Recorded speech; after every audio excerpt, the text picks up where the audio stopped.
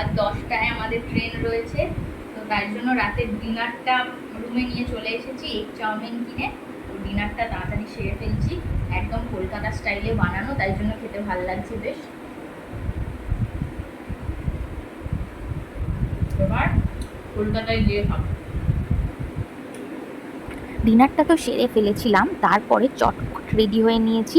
Ready হয়ে packing complete করে দেখো রুম ছেড়ে দিয়েছি আমরা, কারণ আমরা এবার স্টেশনের দিকে যাব।